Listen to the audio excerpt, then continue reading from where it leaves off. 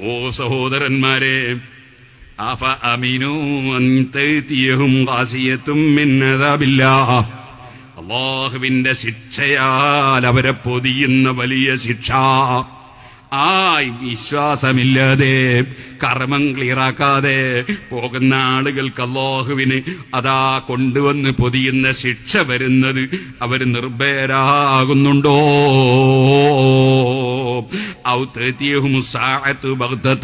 അല്ലെങ്കിൽ പെട്ടെന്ന് ഖിയാമത്ത് നാള് വരുന്നത് അവർ ഭയക്കുന്നില്ലേ? അവർ നിർഭയരാകുന്നുണ്ടോ?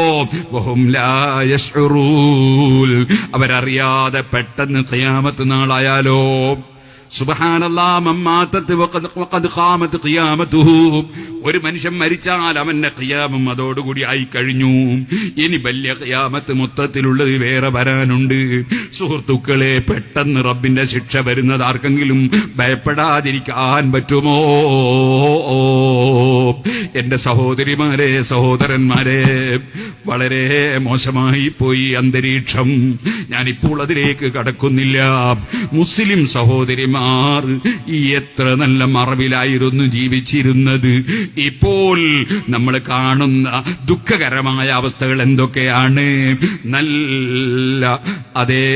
നല്ല ഭംഗിയുള്ള യുവത്വമുള്ള പെൺകുട്ടി, അവൾക്ക് വിവാഹം നടക്കാൻ വേണ്ടി പല മുസ്ലിയാരോടും തങ്ങന്മാരോടൊക്കെ ദുആ ചെയ്യാൻ പറഞ്ഞു. അങ്ങനെ അതാ വിവാഹം നടക്കുന്നു. വിവാഹം നടന്ന് വരൻ വരുന്നു. അതല്ലെങ്കിൽ വരനും വധുവും രണ്ടാളും അതാ അങ്ങകലെ ഒരു ഹാളിലേക്ക് പോകുന്നു. അവിടെ നിന്ന് തങ്ങന്മാര് മുസ്ലിംമാരൊക്കെ വന്ന് നിക്കാഹ് നടത്തി ദുആയും ചെയ്ത് അവര് പോകുന്നു.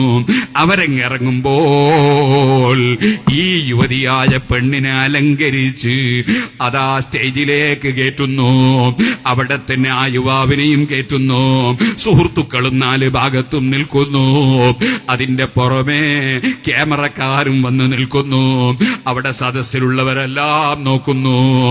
ആ സമയത്ത് ഈ ആണും പെണ്ണും തമ്മിൽ അതാ എന്തെല്ലാം പരിപാടികൾ, സ്വകാര്യ റൂമിൽ വെച്ച് നടക്കേണ്ട ഒരുപാട് കാര്യങ്ങൾ പ്രത്യക്ഷമായി.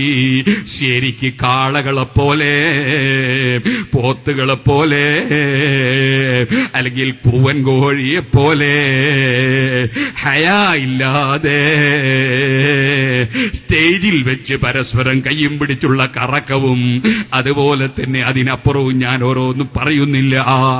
ഇത്രയും ദീനനെ പിച്ചി ചീതുന്ന, പറിച്ചു കീറുന്ന അവസ്ഥയിലേക്ക് മുസ്ലിം സഹോദരന്മാര്, സഹോദരിമാർ